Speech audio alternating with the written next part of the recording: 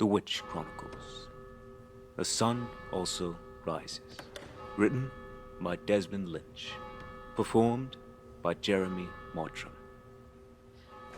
Hello, everyone. My name is Father Calvin Fissinger. Pleasure to meet you. Yes, thank you all for being here today.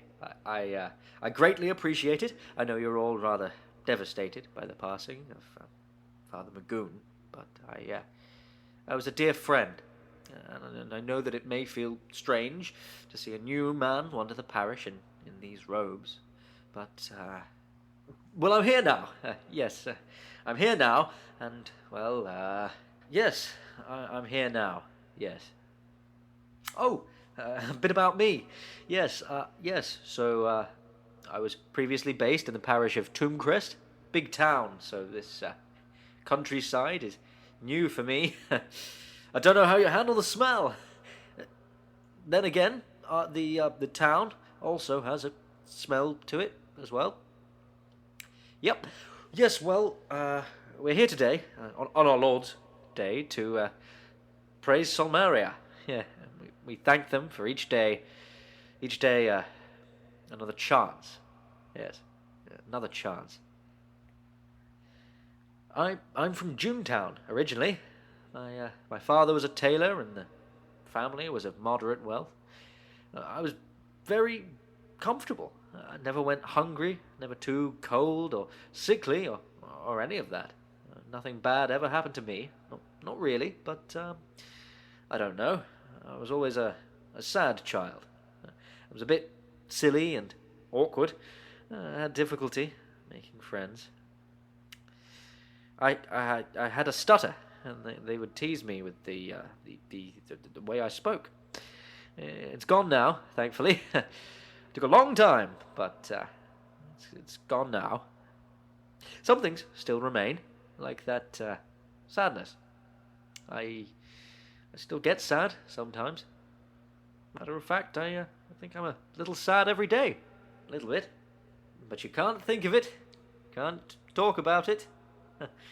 No, that would be foolish.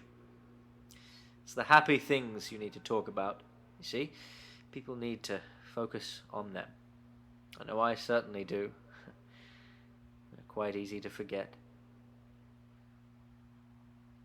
When I was a young man, long before I was a priest, I confess I fell in love.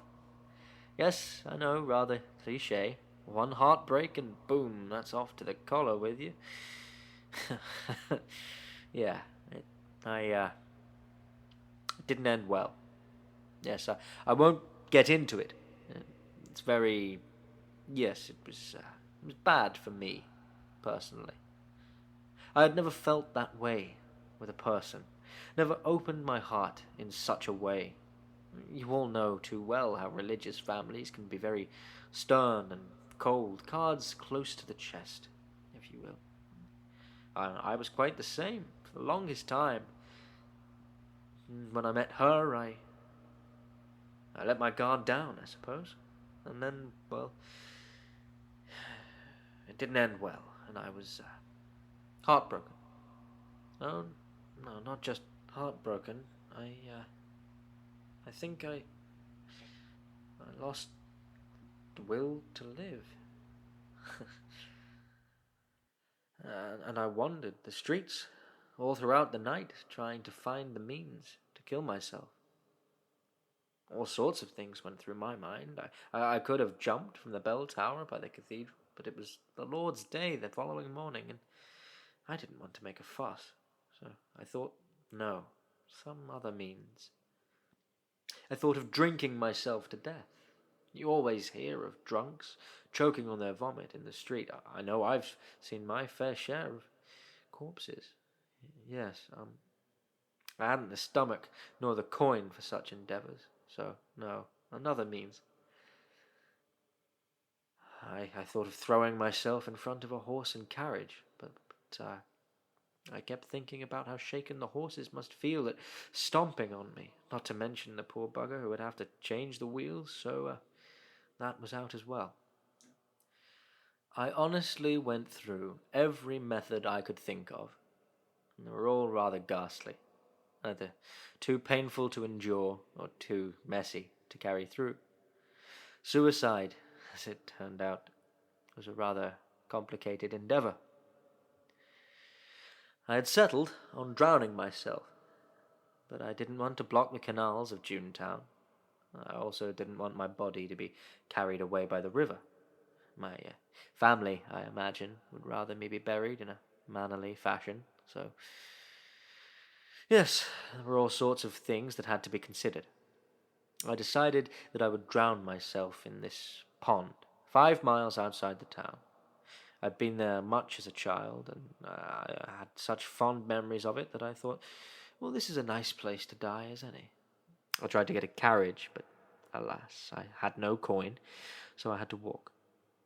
I wasn't dressed for such a journey. My feet were killing me after the first few miles, and then I got lost. It was the middle of the night. I was in this field miles outside of Junetown, and I had no idea which way to go. At this point, I was getting quite frustrated with myself. It was cold, damp, my feet were wet, my clothes were ruined, and I just kept walking forward, hoping I would eventually find it. I won't trouble you with my thoughts I was having along the journey. They were not pleasant, to say the least. I was happy to be rid of them, to be rid of everything. Things got brighter. I could finally see the hills and the fields as the sun began to rise, and I came across this farmhouse, and I saw this woman tilling this field. The farm was small, and the woman looked quite poorly, and I looked at her as the sun began to rise above the house, and I thought to myself, well, look at that woman. A woman whose life is so much harder than mine, but yet here she is, working away. She's up at the break of dawn, and it's a new day. A new chance for her, for everyone. A new chance to start again, to get it right, to learn and grow, and all of that. So I looked at her, and she looked at me all disheveled, and she spoke to me, and I told her I had been wandering through the night. She gave me food, and I slept. I awoke in the afternoon, and all notions of me wanting to take my life had vanished like a bad dream.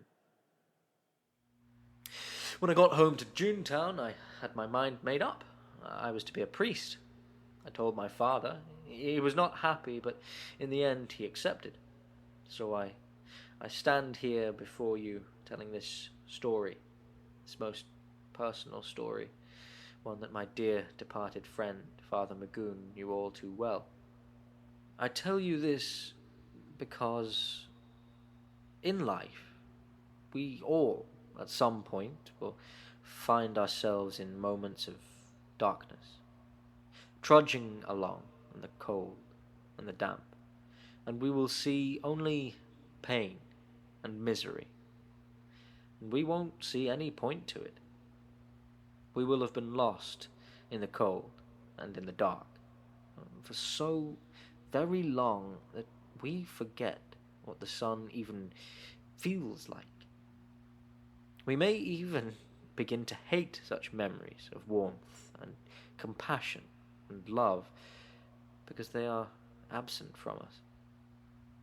But you must remember, in these dire times, that while they are gone for now, they are not gone forever. The sun hasn't vanished. No, it's just on yonder horizon, and it will come back any second now. You just have to wait for it.